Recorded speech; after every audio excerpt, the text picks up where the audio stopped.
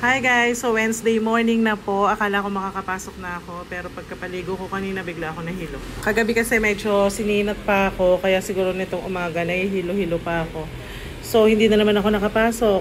After ko mamahinga ng siguro mga 1 hour na upo ako sa sofa. Sabi ko kaya ko naman na siguro kung magpapa-blood chem ako. So nag-decide ako na pumunta ng Plaridel para magpa-blood chem na at magpa-check up na rin. So after ko ngang magpa-blood chem, umuwi agad kami sa bahay dahil babalikan pa naman yung result and yung check-up ko ay 1 PM pa naman din. Mga ano na yan 9 AM. So umuwi ulit kami sa amin para sabi ko mamahinga ko ng konti at si Kyrix naman yung i-enroll ko para hindi sayang yung araw ko. So na-enroll ko na nga si Kyrix. Bago ako umuwi, dumaan naman kami ng Alpha Mart para mabilang ko man lang ng gatas at biskwit yung tatay ni Bubot.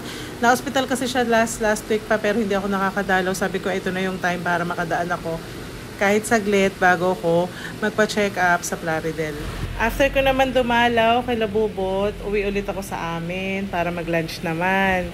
So ang haba ng kwentuhan natin guys. Kasi puro daan ang video ko, puro daan.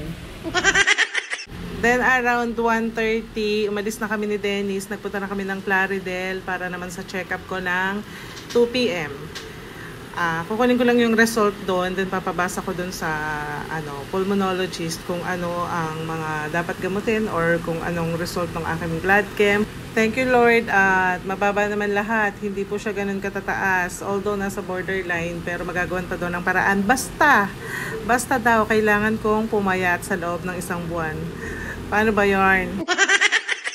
Kita mo nga, kakalabas pa lang namin ng ospital, naiisip ko agad, Dennis, saan baka ako yung Emmys? Yung bilihan ng mani, saka yung mais na masarap dito sa Plaridel. Ayun po yung pupuntahan namin, yung Emmys. Ayan, bilihan po ng mani and mais na masarap, yung maramihan na. Ayan. Lakas ng ulan. Galing po akong check up kay Dr. Tinwell Trinidad. After check up, bili muna ng mais na pabili. Pabili daw.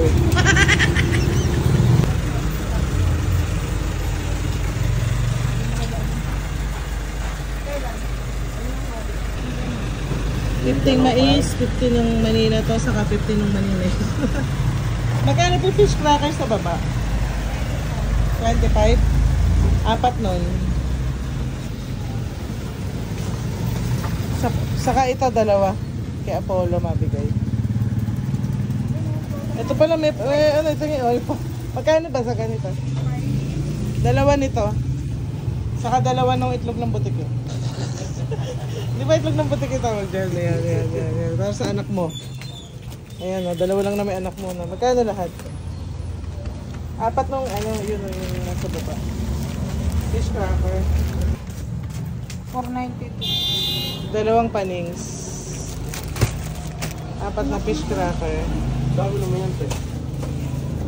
Stock. Then pauwi na kami.